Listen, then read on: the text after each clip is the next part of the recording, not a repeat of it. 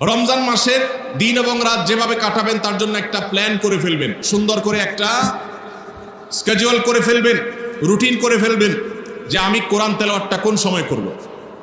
দিনের কোন সময়টাতে আমি কোরআন তেলাওয়াতের জন্য টাইম বরাদ্দ রাখলে সেটা মিস হবে না। হতে পারে ঘুমানোর আগে, হতে পারে ফজরের পরে। কোন টাইমটা আমার সবচেয়ে কোরআন তেলাওয়াতের জন্য নিরাপদ টাইম সেটা আমি ফিক্স করব।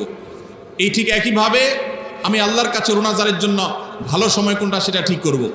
অতএব রমাদানকে অর্থবহ করবার জন্য আপনার প্ল্যান করতে হবে আগে থেকে, সেটা এখন থেকেই, যে আপনি কখন কোন কাজটা করবেন, কোন আমলটা করবেন, কোন ভালো কাজটা করবেন। এগুলো যদি আগে থেকে প্ল্যান হয় দেখবেন কাজটা করা সহজ হয়েছে।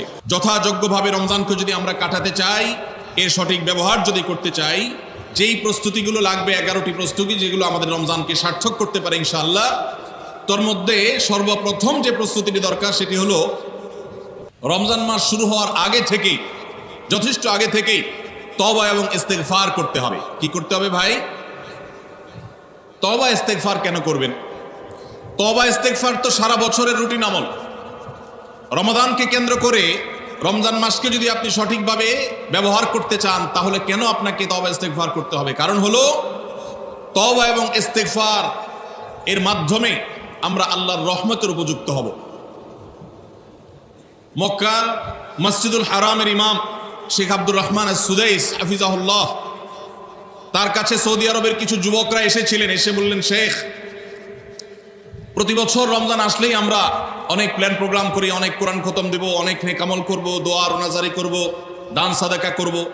দুর্ভাগ্যজনকভাবে সেটা আমাদের আর রমজান মাসে করা হয় না। আফসোস করতে করতে রমজান মাস পার হয়ে যায়। আপনি আমাদেরকে পরামর্শ দিন, কেন আমাদের প্রতি বছর জীবনে রমজান আসে অথচ সেটা সঠিক ব্যবহার করতে পারি না। তখন শেখ সুদাইস তাদেরকে বলেছিলেন, রমাদান মাসে ইবাদত বন্দেগী করতে পারা এটা আল্লাহর নিয়ামত, এটা আল্লাহর অনুগ্রহ, এটা আল্লাহর রহমত। যে রমজান পেয়েও ইবাদত করতে পারলো না সে তো হতভাগা, কপাল পোড়া। এই হতভাগ্যের কাতারে সাধারণত সেই মানুষগুলোই পড়ে যারা আল্লাহর রহমতের উপযুক্ত না। আমরা নানাবিধ অপরাধে, নানাবিধ গুনাহ করে, নানাবিধ নাফরমানি করে আল্লাহর রহমতের উপযুক্ততা আমরা হারিয়ে ফেলেছি, যার কারণে রমজানের ইবাদতের তৌফিক হয় না। এই জন্য তিনি তাদেরকে নসিহা করেছিলেন যে আমি তোমাদেরকে উপদেশ দিচ্ছি, রমজান আসার আগে থেকেই আগের যে সমস্ত গুনাহ খাতা হয়েছে, যে সমস্ত নাফরমানি হয়েছে, আল্লাহর অবাধ্যতা হয়েছে, সেগুলোর জন্য চোখের পানি ফেলে রোনাজারি করে আল্লাহর কাছে ক্ষমা চাও। আল্লাহর কাছে ক্ষমা চেয়ে যদি আগের সবগুলোকে ভ্যানিশ করতে পারো তাহলে আল্লাহর কাছে রহমতের উপযুক্ত হবে। বিষয়টা অনেকটা হালখাতার মতো। আপনার আগের দেনা দায়ী সব যখন পরিশোধ করে দিয়েছেন, নতুন করে আবার আপনি ধার করার, বাকিতে নেওয়ার উপযুক্ততা আপনার অর্জন হবে। ঠিক একইভাবে আমাদের নানা নাফরমানের কারণে আল্লাহর রহমত থেকে আমরা দূরে সরে গেছি। লানত অর্থাৎ রহমত থেকে দূরে সরে যাওয়া, এটার উপযুক্ত হয়ে গেছি অনেকে। এই জন্য ভাইরা, এখন থেকে রমাদানের প্রস্তুতির নিয়তে আল্লাহর কাছে তওবা করা, গুনাহ মাফ চাওয়া, ইস্তিগফার করা, জীবন পরিবর্তন করবার সংকল্প করা, এটা হবে আমাদের রমাদানের প্রথম প্রস্তুতি। চেষ্টা করবো তো ইনশাআল্লাহ।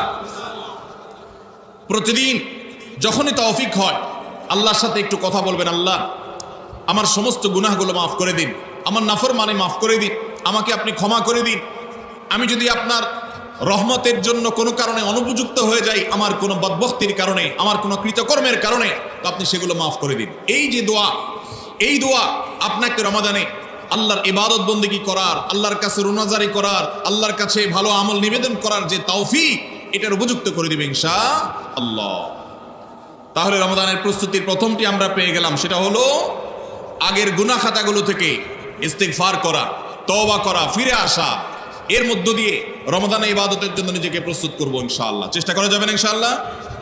নাম্বার 2, দ্বিতীয় প্রস্তুতি হলো রমাদান মাসে আল্লাহ রাব্বুল আলামিন এই মাসের যে ফজিলত বর্ণনা করেছে, কোরআন এবং হাদিস সম্পর্কে যাদের মৌলিক ধারণা আছে, হাদিসে রাসূল সম্পর্কে যাদের একটু ঘাঁটাঘাঁটিও আছে, তারা জানেন 2-3টা আমল সম্পর্কে কোরআন এবং সুন্নাহ সবচেয়ে বেশি সংখ্যক ভাষ্য বর্ণিত হয়েছে। সবচেয়ে বেশি সংখ্যক। এত ফজিলতের, এত তাৎপর্যের, এত মর্যাদার হাদিস আর অন্য আমল সম্পর্কে সাধারণত দেখা যায় না।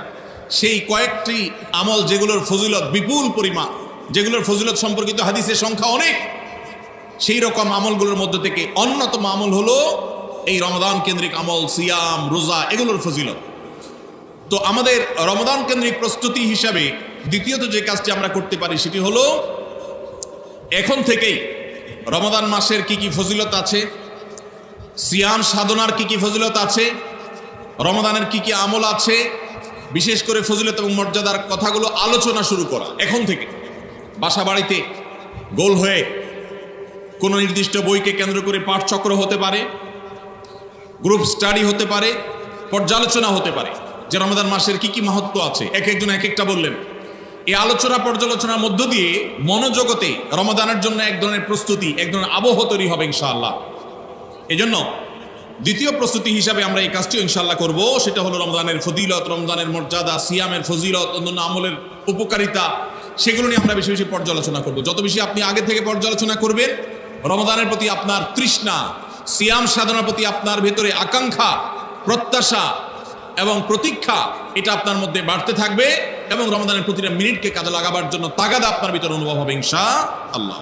নাম্বার 3, তৃতীয় প্রস্তুতি হলো আমাদেরকে প্রতিজ্ঞা করতে হবে এই রমাদানে আমরা নেকামল করবই করব এবং কোনো আমল, কোনো ভালো কাজ, কোনো সুন্নাহ এটা করার ব্যাপারে কোনো প্রকার অলসতা করব না। কারণ ভাইরা আমার, রমজান মাস পেয়েও যদি আল্লাহর কাছে কেউ ক্ষমা না পায়, একটা প্রসিদ্ধ হাদিস আপনারা সবাই কম বেশি শুনেছেন যে নবী সাল্লাল্লাহু আলাইহি সাল্লামের কাছে জিবরিল এসেছে, এসে বলেছেন বাউদা মান আদরাকা রমাদান ফালাম ইউগফার লাহ, যে ব্যক্তি রমজান পেয়েছে অথচ রমজানের এই বিশাল সুবর্ণ সুযোগকে কাজে লাগিয়ে সে তার জীবনের সব গুনাহগুলো মাফ করাতে পারে নাই, সে আল্লাহর কাছ থেকে মাগফিরাত আদায় করে নিতে পারে নাই, সে জাহান্নাম থেকে মুক্ত এই ঘোষণা সে আদায় করতে পারে নাই, অথচ সে রমজান মাস পেয়েছে, এর চাইতে হতভাগা আর কে হতে পারে?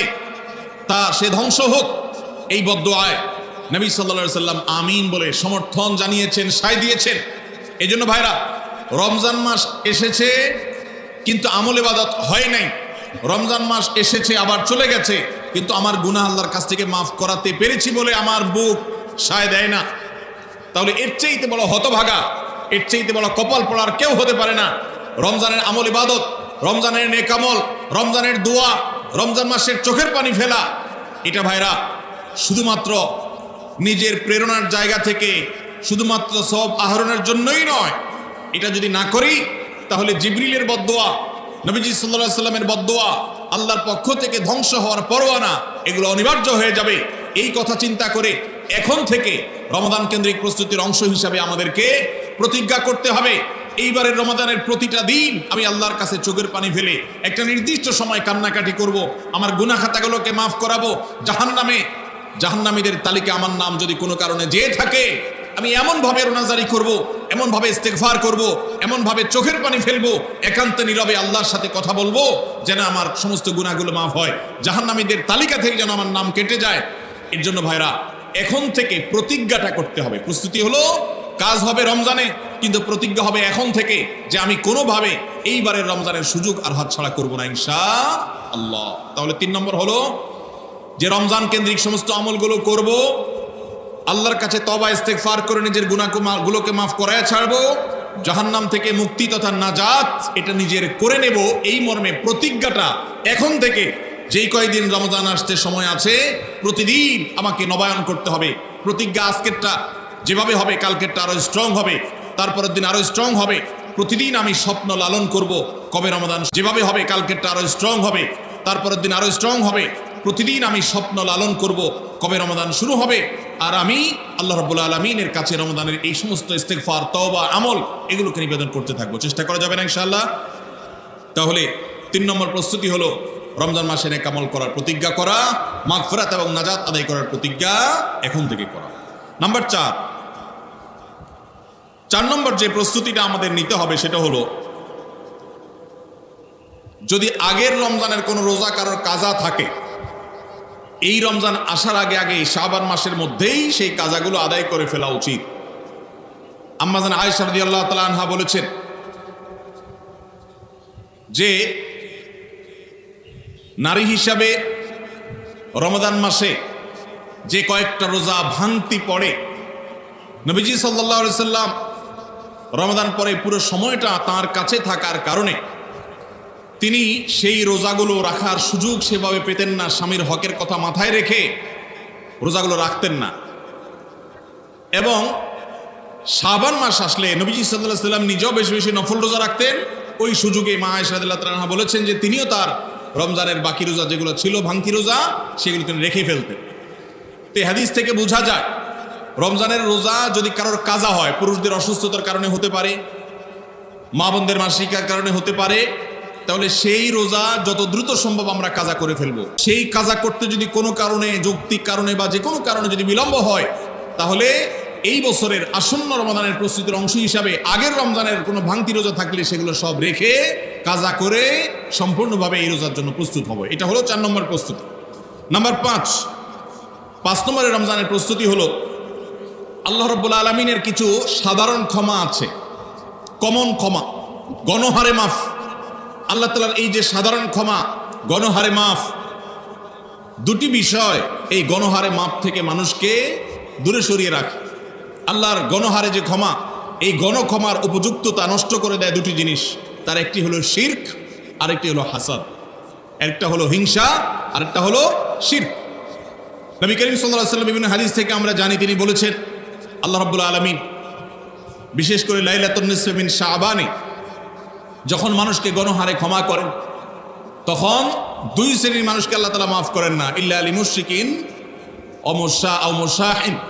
তবে যদি মুশরিক আর মুশাহিন থাকে, শত্রুতা করে, হিংসা করে অন্যের প্রতি, এইরকম মানুষ যদি থাকে, তাদেরকে আল্লাহ তাআলা সাধারণ ক্ষমা আওতায় আনেন না। রমাদানে আল্লাহ তাআলা প্রতিদিন বহু মানুষকে সাধারণ ক্ষমা করেন। রমজান যখন কাছে আসে, শেষ দশক আসে, তখন সাধারণ ক্ষমার পরিমাণ বেড়ে যায়। আল্লাহ সুবহানাহু ওয়া তাআলা বলেছেন ওয়ালিল্লাহি নবী সাল্লাল্লাহু আলাইহি সাল্লাম বলেছেন ওয়ালিল্লাহি উতাকাউ মিনান নার ওয়া যালিকা ফি কুল্লি লাইলা। রমজানের প্রত্যেক রাতে বহু মানুষকে আল্লাহ তাআলা জাহান্নাম থেকে মুক্ত ঘোষণা দিয়ে দেন। অমুক জাহান্নাম থেকে মুক্ত, অমুকের ছেলে অমুক জাহান্নাম থেকে মুক্ত, অমুকের ছেলে অমুক, তার নাম জাহান্নামের তালিকা থেকে কাটা, জান্নাতের তালিকা চলে আসবে। অসংখ্য মানুষকে এভাবে এই সুযোগ আল্লাহ তাআলা দান করেন।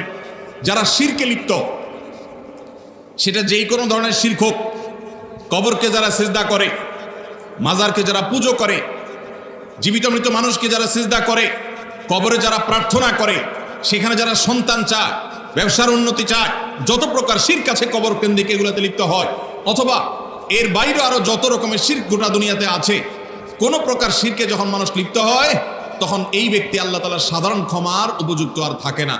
এই জন্য ভাইরা, রমজানের প্রস্তুতির অংশ হিসাবে 5 নম্বরের যে প্রস্তুতি আমরা গ্রহণ করব, সেটা হলো আল্লাহ তাআলা যেহেতু রমজানে অনেককেই সাধারণ ক্ষমা করবেন, আমি যেন সেই সাধারণ ক্ষমা প্রাপ্ত সৌভাগ্য মানুষদের তালিকায় ঢুকতে পারি, সেজন্য আমার অন্তর থেকে হিংসাকে ধুয়ে মুছে সাফ করে ফেলতে হবে। কোনো মুসলমানের কল্যাণ দেখে আমার কষ্ট হবে না, কারোর ভালো দেখে আমার ভিতরে জ্বালা পড়া হবে না। পারলে তার জন্য আরো বেশি দোয়া করব, যে কারোর ভালো হোক আমি আরো ভালো চাইবো, কারোর কোনো ক্ষতি আমি চাইবো না। এই কল্যাণকামিতাই হলো দিন। আর দিন ওয়ান নাসিহা কিল আল মান ইয়া রাসূলুল্লাহ ক্বাল লিল্লাহি ওয়া লিরাসূলি ওয়া লিআম্মাতিল মুসলিমিনা ওয়া আইম্মাতিহিম। নবী সাল্লাল্লাহু আলাইহি সাল্লাম বলেছেন, ধার্মিকতা কিসের নাম? ধার্মিকতা, দিনদারিতা কিসের নাম? ধার্মিকতা হলো কল্যাণকামিতার নাম। আল্লাহ রাব্বুল আলামিনের আদেশ নিষেধ মেনে চলা, নবী সাল্লাল্লাহু আলাইহি সাল্লামের আদেশ নিষেধ মেনে চলা, এটাই হলো তাদের জন্য কল্যাণকামিতা। আর সকল স্তরের সাধারণ মানুষের কল্যাণ চাওয়া, কারোর ক্ষতি না চাওয়া, এটাই হলো দিনদারিতা। যে ব্যক্তি কারোর ক্ষতি চায়, যে মুসলমান আরেক মুসলমানের ভালো দেখলে তার ভিতরে জ্বালা পোড়া করে, অস্থিরতা আসে, সে ভালো মুসলমান না, সে হিংসুক, তার ভিতরে কবিরা গুনাহ আছে। এই জন্য রমজান মাসে আল্লাহর সাধারণ ক্ষমা পেতে হলে অন্তরকে এখন থেকে পরিচ্ছন্ন করতে হবে, চোখটা বন্ধ করে মনে রাখতে হবে, স্মরণ করতে হবে, আমার আশেপাশে এমন কে আছে যার কল্যাণ দেখলে আমার সহ্য হয় না, যার ভালো দেখলে আমার ভিতরে জ্বালা পোড়া করে, যার সুসংবাদ শুনলে আমার ভিতরে খারাপ লাগা কাজ করে, তাহলে বুঝতে হবে তার প্রতি আমার হিংসা আছে। আল্লাহর জন্য নিজের হিংসা থেকে পরিচ্ছন্ন হয়ে অন্তরকে ধুয়ে সাফ করে তারপরে রমজানের সাধারণ ক্ষমার জন্য উপযুক্ত করতে হবে এখন থেকে।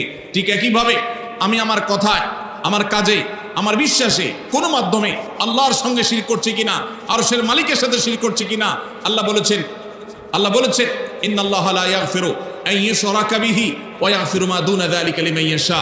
আল্লাহর সঙ্গে শিরক করা হলে এটা আল্লাহ মাফ করবেন না। শিরকের অপরাধ এটা যদি কেউ করে তওবা ছাড়া মারা যায়, আল্লাহ তাআলা এই অপরাধ ক্ষমা করবেন না। এটা আল্লাহ আগে থেকে দেওয়া ঘোষণা। কোরআনে আল্লাহ আরো বলেছেন লোকমান হাকিমের উদ্ধৃতি দিয়ে, ইন্না শিরকা লাযুলমুন আযীম। তিনি তার সন্তানকে উপদেশ দিতে গিয়ে বলেছিলেন যে ইন্না শিরকা লাযুলমুন আযীম, শিরক সবচেয়ে বড় অপরাধ। এজন্য ভাইরা, শিরক থেকে পরিচ্ছন্ন না থাকলে রমাদানের কোনো ইবাদত, কোনো আমল আমাদের কাজে আসবে না। এজন্য রমজানের প্রস্তুতি হিসেবে শিরক এবং হিংসা থেকে অন্তরকে পরিচ্ছন্ন করা, পবিত্র করা, এটা হলো আমাদের পঞ্চম প্রস্তুতি। নাম্বার 6,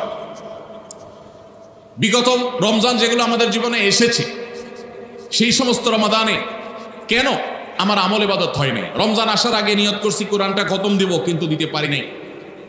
রমজান আসার আগে নিয়ত করেছিলাম এই বছর একটা তারাবিও মিস করব না, কিন্তু অনেকগুলো মিস হয়ে গেছে।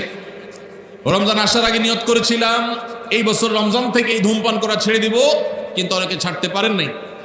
রমজান আসার আগে নিয়ত ছিল এই বছর রমজানে একটা খারাপ জিনিসও মোবাইলে, টিভিতে দেখব না, কিন্তু সেই প্রতিশ্রুতি রাখতে পারি নাই। কেন পারি নাই? বিগত রমজানের সমস্ত আমলনামা নিয়ে বসতে হবে এখন থেকে, শাবান থেকে, আজকে থেকেই, যে আমার গত রমজানে আমল ইবাদতের ক্ষেত্রে প্রতিবন্ধকতা, বাধাগুলো কি কি ছিল, একটা একটা করে সম্ভব হলে লিখে ফেলবেন। নাম্বার 1, আমি তারাবিটা নিয়মিত পড়তে পারি নাই, কারণ অমুক অমুক বন্ধুর সাথে আড্ডায় যেতে হয়েছে। তাহলে এটা আমার একটা বাধা। আমি হারাম জিনিস থেকে বেঁচে থাকবো, কিন্তু পারি নাই। কেন? কারণ ফেসবুকে ঢুকছি একটা কাজে, সেখান থেকে আমার আরো 5টা অকাজ করা লাগছে। তাহলে এটা আরেকটা কারণ, ফেসবুক। এইভাবে একটা একটা করে আপনি যদি কারণ লেখেন, লেখার পর আসন্ন রমাদানকে অর্থবহ এবং সার্থক করবার স্বার্থে এবং প্রয়োজনে সেই চিহ্নিত কারণগুলো একটা একটা ধরে হিম্মত করে, সৎসাহস করে, আল্লাহকে সন্তুষ্ট করবার আশায় ছুঁড়ে ফেলে দিতে হবে নিজের জীবন থেকে। এই সংকল্প এবং এই কাজটা যদি আপনি করতে পারেন, তাহলে ইনশাআল্লাহ আপনি দেখবেন আপনার এই রমজান আপনার জীবনের শ্রেষ্ঠ রমজান হয়েছে। ভাইরা আমার, নবী করিম সাল্লাল্লাহু আলাইহি সাল্লাম তাঁর জীবদ্দশায় কয়টা রমজান পেয়েছেন? মাত্র 8টা রমজান পেয়েছেন। দ্বিতীয় হিজরিতে রমজানের রোজা ফরজ করা হয়েছে, দশম হিজরিতে আল্লাহ তাকে দুনিয়া থেকে নিয়ে গেছেন। মাত্র 8টা রমাদান তিনি পেয়েছেন নবী সাল্লাল্লাহু আলাইহি সাল্লাম। বহু সাহাবী আছেন, তাদের জীবনে রমজান মাত্র পেয়েছেন একটা রমজান পেয়েছেন। এরপরে রমজান আসার আগে হয়তো জিহাদের ময়দানে গিয়ে শাহাদাত বরণ করেছেন। অনেক সাহাবী আছেন হয়তো 40, 45, 50 বছর বয়সে ইসলাম গ্রহণ করেছেন, এরপরে কয়েক বছরের মধ্যে দুনিয়া থেকে চলে গেছেন, রমজান পেয়েছেন অল্প কয়েকটা। আর আমরা জন্মসূত্রে মুসলমান হওয়ার সুবাদে এক একজন মানুষ 20টা, 30টা, 40টা, 50টা রমজান আমরা পেয়েছি। দুর্ভাগ্য আমাদের, সাহাবা একরাম মাত্র 2, 4, 5টা রমজান পেয়ে তাদের জীবনকে যেই পর্যায়ে নিয়ে গেছেন, আমরা বেশিরভাগ মানুষ জীবনে 30, 40, 50টা রমজান পেয়েও আমাদের জীবনকে সেই পর্যায়ে নিতে পারি নাই। ভাইরা আমার, এই জন্যই আসন্ন রমাদানকে সঠিকভাবে ব্যবহার করবার জন্য, আমাদের বিগত রমজানগুলোকে সঠিকভাবে ব্যবহার করবার জন্য আমাদের বিগত রমজানগুলোর সমস্ত সমস্যাগুলোকে চিহ্নিত করতে হবে। কি কি কারণে আমি এর আগের রমজানগুলো সঠিকভাবে কাজে লাগাতে পারিনি, ব্যবহার করতে পারিনি, সেগুলো একটা একটা করে দূর করতে হবে। যেমন সোশ্যাল মিডিয়া, ফেসবুক, ইউটিউবের আসক্তি, এটা আমার আগের বছর রমাদানের যে ইবাদত, এটার ক্ষেত্রে প্রতিবন্ধকতা ছিল। তাহলে এই বছরের ইবাদতের প্রস্তুতির অংশ হিসেবে এই সোশ্যাল মিডিয়া, ফেসবুক আমার মোবাইল থেকে আনইনস্টল করে ফেলতে হবে। চেষ্টা করা যাবে না ইনশাআল্লাহ? ভাইরা আমার, যদি ফেসবুক আমার আমল ইবাদতের প্রতিবন্ধকতা তৈরি করে, তাহলে ফেসবুককে আল্লাহর জন্য কোরবানি করবেন রমজান মাস উপলক্ষে। কারা কারা প্রস্তুত আছেন? হাত তোলেন। বুঝে শুনে হাত তুলছেন? বুঝে শুনে হাত তুলছেন? আল্লাহ এই হাতগুলোকে সবগুলোকে কবুল মঞ্জুর করুন। যুবক ভাইয়েরা, আপনারা ফেসবুক মোবাইল থেকে আনইনস্টল করার নিয়ত করছেন, এটার মানে কিন্তু আপনারা এক একজন আল্লাহর রাহে কোরবানি হওয়ার নিয়ত করছেন। প্রস্তুত আছেন তো ইনশাআল্লাহ? নিজেদের কোরবানি করার জন্য প্রস্তুত আছেন তো ইনশাআল্লাহ? আল্লাহ তাআলা আমাদেরকে তৌফিক দান করুন। ভাইরা আমার, রমাদানের 6 নম্বর প্রস্তুতির অংশ হিসাবে যে কাজটি করতে হবে বলছিলাম, সেটা হলো আমাদের সমস্যাগুলো কি কি হয়েছে সেগুলো চিহ্নিত করে সেগুলো দূর করতে হবে। আর 7 নম্বর প্রস্তুতির অংশ হিসাবে আমরা যেটি করব সেটা হলো রমাদান কেন্দ্রিক সমস্ত আহকাম এবং মাসাইল, বিধিবিধানগুলো আমাদের শিখে ফেলতে হবে। এটা রমজানের প্রস্তুতি।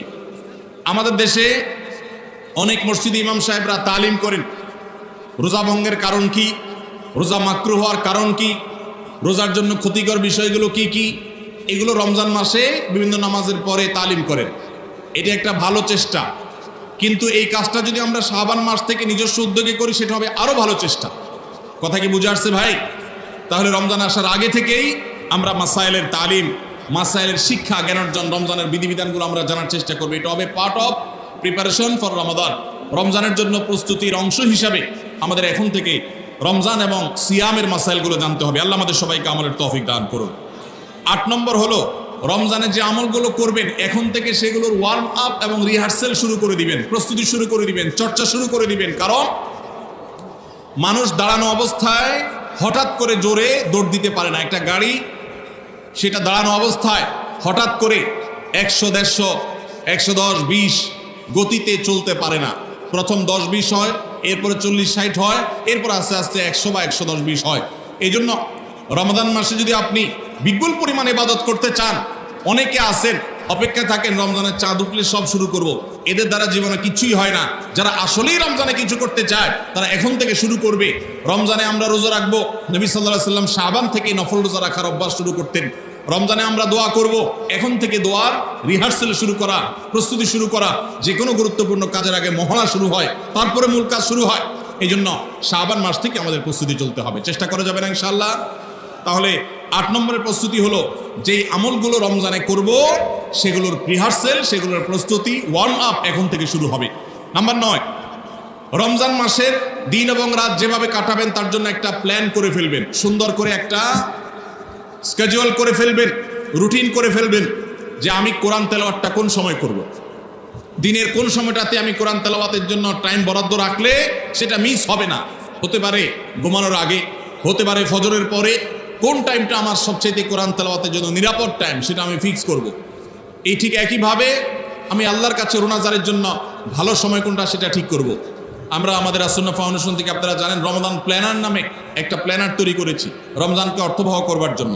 এবছর আরেকটা নতুন বই আমাদের আসছে সামনের সপ্তাহে ইনশাআল্লাহ। মাহে রমজানের 27টি আমল, মাসনুন আমল, কোরআন সুন্নাহর আলোকে প্রত্যেকটা খুঁটিনাটি আমলকে আলাদা আলাদা করে উল্লেখ করা হয়েছে। খুব ছোট্ট ছোটি বই, উদ্দেশ্য রমজানকে অর্থবহ করা। অতএব রমজানকে অর্থবহ করবার জন্য আপনার প্ল্যান করতে হবে আগে থেকে, সেটা এখন থেকেই, যে আপনি কখন কোন কাজটা করবেন, কোন আমলটা করবেন, কোন ভালো কাজটা করবেন। এগুলো যদি আগে থেকে প্ল্যান হয় দেখবেন কাজটা করা সহজ হয়েছে। নাম্বার 10, রমজানের প্রস্তুতির অংশ হিসাবে চাঁদ দেখার চেষ্টা করতে হবে। চাঁদ দেখা, আজকাল চাঁদ দেখার আমলটা বিলুপ্ত হয়ে গেছে, অনেকটাই হারিয়ে যাচ্ছে। চাঁদ দেখা কমিটি ছাড়া সাধারণ মানুষ চাঁদ দেখতে আমরা ভুলে গেছি। আমরা চাঁদ দেখি কিন্তু ফেসবুকে, আকাশে না। চাঁদ কি ফেসবুকে দেখবেন না আকাশে দেখবেন? সবাই যদি চাঁদ ফেসবুকে খুঁজেন তাহলে আকাশে সরকারি কিছু লোক খুঁজবে, হেলাল কমিটির লোকজন খুঁজবে। হেলাল কমিটির লোকদের উপরে ভরসা করে যদি এই কোটি কোটি মানুষ তাদের রোজা রাখে তাহলে প্রায় বছর দেখেন গন্ডগোল লাগে। চাঁদ উঠছে আবার উঠে নাই, উঠে নাই ঘোষণা হয়ে আবার 11টা বাজে 10টা বাজে উঠছে। এই ঘটনা হয় না? হয় না? এই ঘটনা এই জন্য হয় যে আমরা সবাই চাঁদ দেখার দায়িত্বটা পালন করি না। নবীজি বলেছেন সুমু লিরুইয়াতিহি ওয়া আফতিরু লিরুইয়াতিহি, তোমরা রোজা রাখো চাঁদ দেখে, আবার ঈদও করো চাঁদ দেখে। এই জন্য 29শে শাবান পশ্চিম আকাশে চাঁদ খোঁজার চেষ্টা করবেন সন্ধ্যার সময়। চেষ্টা করবেন না ইনশাআল্লাহ? চেষ্টা করে যদি চাঁদ দেখতে নাও পারেন তারপর আপনি সওয়াব পাবেন। আর যদি চাঁদ দেখেন তাহলে দোয়া করবেন আল্লাহুম্মা আহিল্লাহু আলাইনা বিল ইয়ুমনি ওয়াল ঈমান ওয়াস সালামাতি ওয়াল ইসলাম রব্বি ওয়া রাব্বুকাল্লাহ। হে আল্লাহ, এই চাঁদকে আপনি বরকত এবং ঈমান দিয়ে আমার জন্য পরিপূর্ণ করে দিন। এই মাস আমার জন্য নিরাপদ এবং ইসলাম দিয়ে পরিপূর্ণ করে দিন। হে চাঁদ, তোমার আর আমার পালন করতে একজন আল্লাহ। অতএব এই চাঁদ দেখার চেষ্টা করবো। এটাও রমাদানের প্রিপারেশন, রমাদানের প্রস্তুতির অংশ। 11 নম্বর হলো আল্লাহর কাছে ভাই চোখের পানি ফেলে এখন থেকে দোয়া করবো, আল্লাহ এই যে রমজান আসছে এটা যেন আমার জন্য লাইফ চেঞ্জিং হয়, এটা যেন আমার জীবন পরিবর্তনকারী হয়, এটা যেন আমাকে মুত্তাকি বানিয়ে ছাড়ে, এটা যেন আমাকে নেকামল ওয়ালা বানিয়ে দেয়, এটা যেন আমার জীবনে বিশাল বড় অ্যাচিভমেন্ট এনে দেয়, এটা যেন আমাকে মাগফিরাত পাইয়ে দেয়, এটা যেন আমাকে নাজাত পাইয়ে দেয়, এটা যেন আমাকে জান্নাতের উপযুক্ত করে।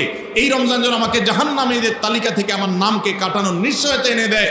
সেইভাবে রমজানকে কাটাবার জন্য আপনি তৌফিক দান করুন। এখন থেকে আল্লাহর কাছে এই বরাদ্দ আদায় করতে হবে, চেয়ে নিতে হবে এবং সেটার জন্য দোয়া করতে হবে। এই দোয়াটা হলো একাদশ এবং সর্বশেষ প্রস্তুতি। চেষ্টা করা যাবে না ইনশাআল্লাহ? রমাদান উপলক্ষে আসুন্নাহ ফাউন্ডেশন থেকে আমরা একটা ঘোষণা গত বছরে দিয়ে রেখেছি ইনশাআল্লাহ এই রমাদানে সেটা কার্যকর হবে। সেটা হলো যে রমজান মাসে যদি কেউ পুরো কোরআনে কারীম অর্থ সহকারে বুঝে পড়ে, মাদ্রাসার নিচের ক্লাসের ছাত্ররা তারা শরীক হতে পারবে, উপরের ক্লাসের ছাত্র অথবা আলেম ওলামা তাদের জন্য এটা না, কারণ তারা তো এই কম্পিটিশনে এমনিতেই ভালো করবে। এটা আমাদের সাধারণ শিক্ষিত ভাইদের জন্য, স্কুল কলেজের ভাইদের জন্য, সর্বস্তরের নারী পুরুষ, দেশে বিদেশে প্রবাসে থাকা সব মানুষদের জন্য উন্মুক্ত। অনলাইনে নিজস্ব ওয়েবসাইটে আমরা এই পরীক্ষা নিয়ে থাকি। 6টি ধাপে সারা বছর নেওয়া হয়েছে। এখন সামনে রমাদানে যেটা হবে সেটা হলো মূল, যে কেউ যারা আগের কোনো ধাপে পরীক্ষা দেয়নি তারাও সবাই দিতে পারবে। কাজ হলো শুধু একটাই, সেটা হলো রমাদানকে কেন্দ্র করে আপনি টার্গেট করবেন পুরা কোরআনের শুরু থেকে শেষ পর্যন্ত আমি একবার ভালো করে অর্থ সহকারে বুঝে পড়ার চেষ্টা করব। চেষ্টা করা যাবে না ইনশাআল্লাহ? আল্লাহ তাআলা কি বলেছেন পুরা কোরআনে আমরা অনেকেই পড়তে চাই, জানতে চাই, কিন্তু হয়ে ওঠে না। আপনি এই রমজানকে কেন্দ্র করে টার্গেট করেন প্রতিদিন আমি 1 পারা বা 1.5 পারা, ইমাম সাহেব বা হাফেজ সাহেব তারাবিতে যে তেলাওয়াত করেন পুরো পারাটা আমি যদি সুন্দর করে দেখে যাই এবং দেখার পরে পরিবারের লোকদের সাথে গ্রুপ স্টাডি করি, মুদারাসা করি, যেটা নবী সাল্লাল্লাহু আলাইহি ওয়াসাল্লাম জিবরিলের সাথে করতেন, সেটা যদি আপনি করেন তাহলে রমজানের শেষ জুমাবার বাদ ফজর অনলাইনে আমাদের পেজ থেকে লিঙ্ক দেওয়া হবে। লিঙ্কে ক্লিক করে শর্ট টার্মে একজন একটু রেজিস্ট্রেশন করে দিতে হবে, নিজে পারলে ভালো, না হলে যারা অনলাইন বোঝে তারা 1 মিনিট লাগবে রেজিস্ট্রেশন করতে, বাস। এরপরে আপনি ডাইরেক্ট পরীক্ষা দিতে পারবেন। এমসিকিউ প্রশ্ন, একটা অক্ষরও লিখতে হবে না, সব প্রশ্ন উত্তর দেওয়া আছে, 4টা উত্তর দেওয়া থাকবে, সঠিকটা সিলেক্ট করতে হবে। এই পরীক্ষা যারা বিজয়ী হবেন তাদের জন্য পুরস্কার হলো 15 লক্ষ টাকা। 15 লক্ষ টাকার পুরস্কারের ঘোষণা আমরা দিয়েছি। এর মধ্যে প্রথম 3 জনকে আমরা ইনশাআল্লাহ বিদিল্লাহ ওমরা করাবো। 3 জনের ওমরার জন্য আল্লাহর 3 বান্দা ইতিমধ্যে স্পন্সর হয়ে টাকা জমা দিয়ে দিয়েছেন আমাদের কাছে। এখন শুধুমাত্র কারা কারা ওমরা যেতে চান সেই মানুষগুলো দরকার। আপনারা সবাই যেতে চান ইনশাআল্লাহ? অতএব ভাইরা, রমজানকে কেন্দ্র করে ওই যে প্রিপারেশন, প্রস্তুতির অংশ হিসেবে এখন থেকে কোরআনে কারীম বুঝে পড়া শুরু করে দেন। পরীক্ষার দিন পরীক্ষা দেন, আপনি পুরস্কার জিতেন আর না জিতেন, আল্লাহ বলেছেন ফাস্তাবিকুল খায়রাত, ভালো কাজে প্রতিযোগিতা করা এটা ইটসেলফ একটা ভালো কাজ। অতএব আপনি পরীক্ষায় অংশগ্রহণ করেছেন, প্রতিযোগিতায় নাম লিখিয়েছেন, এটাই একটা ইবাদত, আপনার রমাদান কর্তব্য করে দিতে পারে ইনশাআল্লাহ। সবাই চেষ্টা করবো তো ইনশাআল্লাহ রমাদানকে কেন্দ্র করে। তাহলে যে প্রস্তুতিগুলো আমরা নিতে পারি, যেগুলো আমাদের রমাদানকে অর্থবহ করতে পারে, তার ভিতরে 1 নম্বর বলেছিলাম তওবা ইস্তেগফার করে আগের সব গুনাহগুলো থেকে আল্লাহর কাছ থেকে মাগফিরাত, ইস্তেগফার করে আগের সব গুনাহগুলো থেকে আল্লাহর কাছ থেকে মাগফিরাত আদায় করে নেওয়া, যাতে করে রমজানে ইবাদতের জন্য আপনি উপযুক্ত হন, আল্লাহর রহমত প্রাপ্তির তৌফিক প্রাপ্ত হন। অনেক সময় গুনাহগুলো ইবাদতের ক্ষেত্রে বাধা হয়, গুনাহের কারণে আল্লাহর ইবাদতের তৌফিক হয় না। নাম্বার 2, আল্লাহ রাব্বুল আলামিন রমজানের এবং সিয়ামের যে ফজিলতের কথা বলেছেন, নবীজি সাল্লাল্লাহু আলাইহি ওয়াসাল্লাম যেসব ফজিলতের কথা বলেছেন, মর্যাদা, মাহাত্ম্য, তাৎপর্যের কথা বলেছেন, এগুলো আলোচনা, পর্যালোচনা, এগুলো এখন থেকে শুরু করা। আপনার অফিসে বাসায় বিভিন্ন রকমের হাদিস, রমজানের ফজিলত, সাহারি ইফতারের ফজিলত, গুনাহমুক্ত থাকার ফজিলত, তাকওয়া চর্চার ফজিলত, রমজানের আমল, এগুলো এখন থেকে জানাশোনা শুরু করে দেন। এখন থেকে এটা রিহার্সাল শুরু করেন। রমজানকে অর্থবহ করবার জন্য আমরা রমজান প্ল্যানার করেছি। রমজানকে অর্থবহ করবার জন্য আমরা কোরআন তারাবির সালাতে কোরআনের বার্তা বই করেছি। রমজানকে অর্থবহ করার জন্য আমাদের আরেকটা বই আসছে, মাহে রমজানের 27 আমল। এই সব আয়োজন কিভাবে রমজানকে সুন্দরভাবে কাটানো যায় সেজন্য এখন থেকে আপনি ফজিলতের হাদিসগুলো জানেন, আলোচনা করেন, দেয়ালে দেয়ালে নিজের বাসায় লাগায় রাখেন এবং বারবার দেখেন, পর্যালোচনা করেন, আবহ তৈরি হবে ইনশাআল্লাহ। নাম্বার 3, তৃতীয় প্রস্তুতি হলো এইবারের রমাদানে যে কোনোভাবে মাগফিরাত আদায় করে ছাড়বো আল্লাহর কাছ থেকে। জাহান্নামীদের তালিকা আমার নাম থেকে থাকলে এটা কাটায় ছাড়বো এই মর্মে প্রতিজ্ঞা করা, এটাও প্রিপারেশন। এখন থেকে নিয়ত করা যে এই রমজানটা অর্ডিনারি রমজান হবে না, এই রমজানটা শুধু সাহরি আর ইফতার আর তারাবি এই 3 জিনিসের নাম হবে না, এটা একটা অর্থবহ রমজান হবে।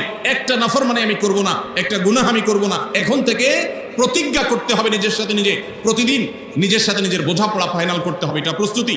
নাম্বার 4, বিগত রমাদানের যদি কোনো রোজা কাজা হয়ে থাকে সেগুলো সব আদায় করে শেষ করতে হবে শাবানের মধ্যে। নাম্বার 5, শিরক এবং হাসাদ, হিংসা, এগুলোর কারণে আল্লাহর সাধারণ ক্ষমার উপযুক্ততা মানুষ হারিয়ে ফেলে, সেগুলো থেকে মুক্ত থাকার প্রতিজ্ঞা করে মুক্ত থাকার জন্য চেষ্টা করতে হবে এখন থেকে। যে শিরক থেকে থাকলে জীবনে কখনো সেই শিরক থেকে মুক্ত হওয়া, অন্তরের কারোর প্রতি হাসাদ থাকলে সেটাকে দূর করা, তার কল্যাণকামী হওয়া, এগুলোর মধ্য দিয়ে রমজানে যে সাধারণ ক্ষমা হবে তার জন্য যে উপযুক্ততা তৈরি করা, এটাও রমজানের প্রস্তুতির অংশ।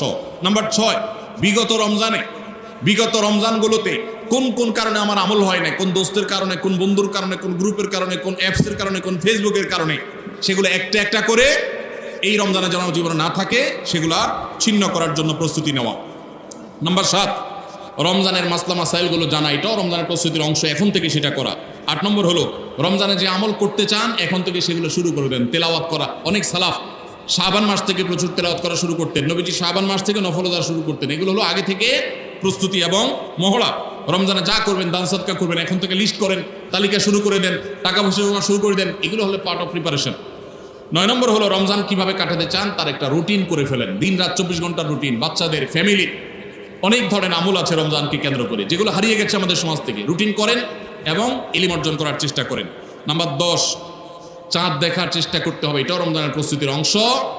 আর 11 নম্বর হলো আল্লাহর কাছে দোয়া করতে হবে, আল্লাহ যেন আমাদেরকে রমজানের রোজাকে যথাযথভাবে আদায় করার তৌফিক দান করেন। চেষ্টা করা যাবে তো ইনশাআল্লাহ। আল্লাহ রাব্বুল আলামিন আমাদের সবাইকে রমজানকে সর্বোচ্চ কাজে লাগাবার, সর্বোত্তম ব্যবহার করবার তৌফিক দান করুন। সবাই চেষ্টা করবো তো ইনশাআল্লাহ। ভাইরা আমার, জীবনে রমজান হতে পারে এটাই শেষ, সেই চিন্তা করেই আমাদেরকে রমজানকে ইস্তেকবাল করতে হবে, অভ্যর্থনা জানাতে হবে। এটাকে শেষ রমজান ধরেই প্রিপারেশন নিতে হবে, আগাইতে হবে। এইবার যদি সুযোগ মিস হয় হয়তো আর সুযোগ আমার কাছে আসবে না, সেই চিন্তা করেই করতে হবে।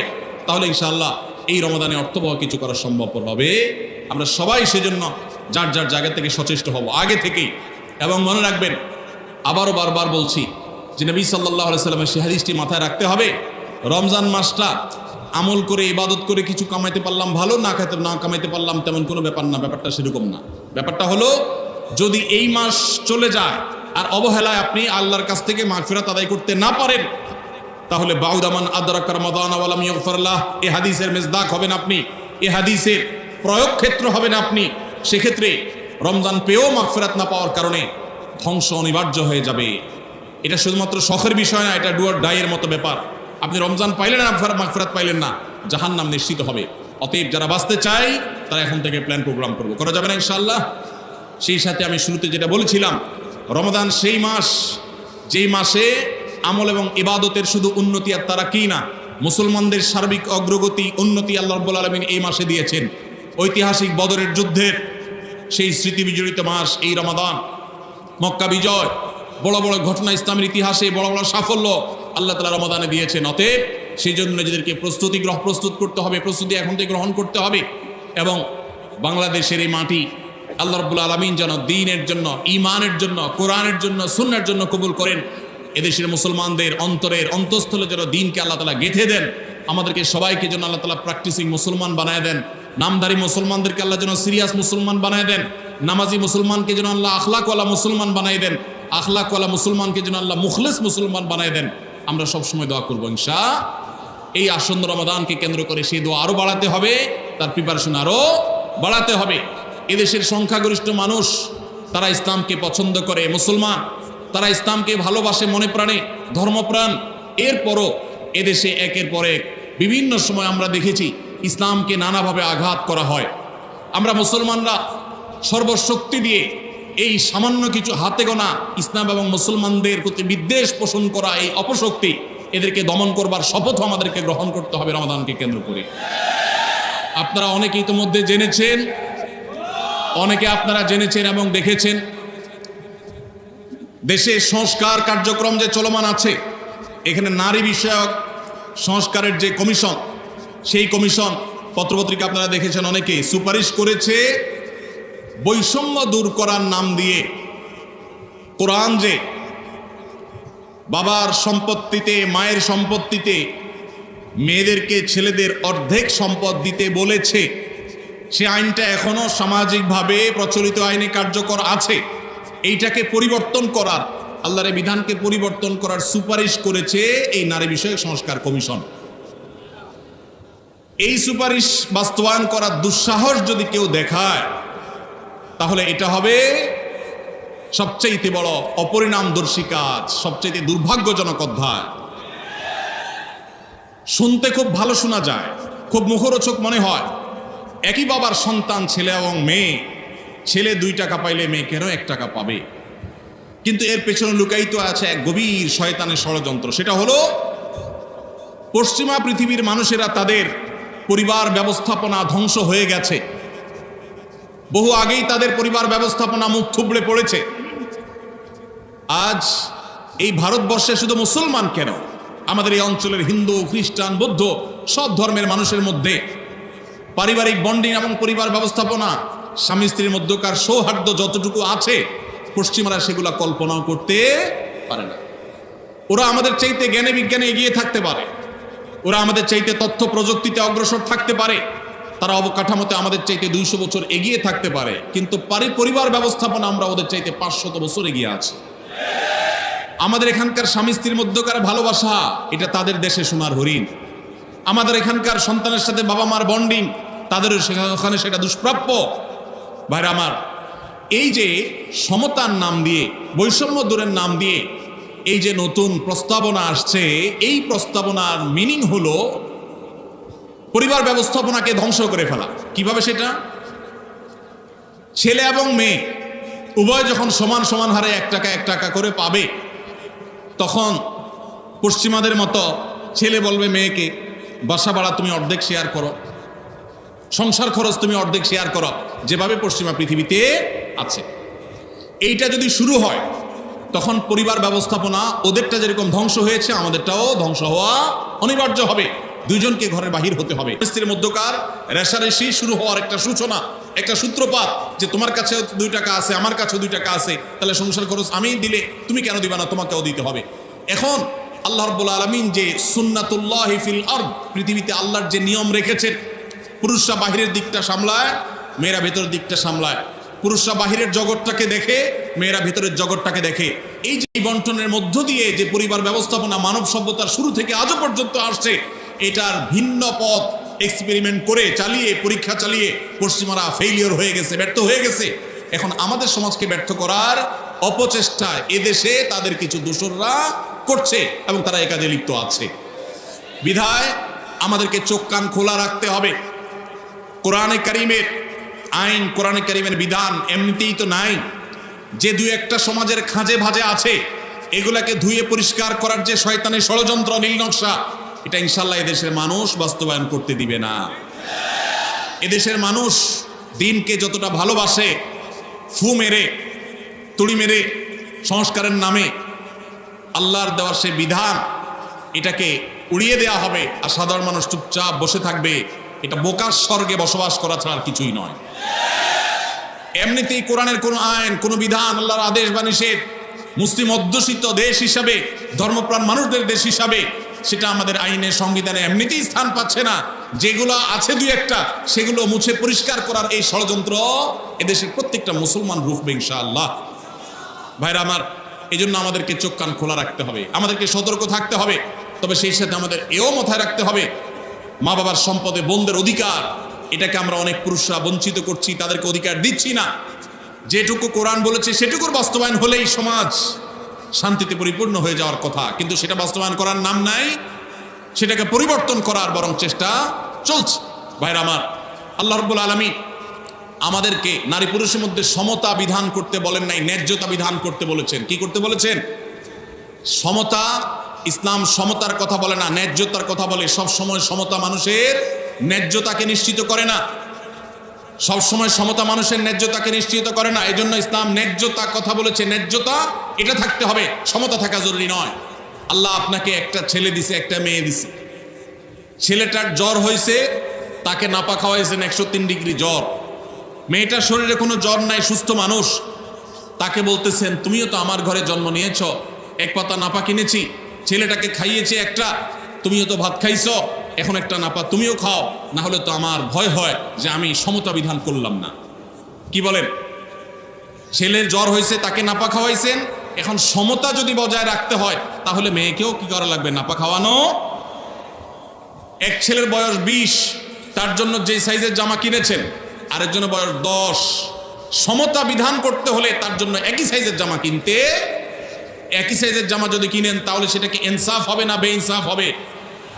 ইসলাম এই মুখরোচক, সস্তা, শুনতে শুধু ভালো শোনা যায় এরকম সমতা নারী পুরুষের মধ্যে করতে বলে না, ন্যায্যতাকে নিশ্চিত করতে বলে।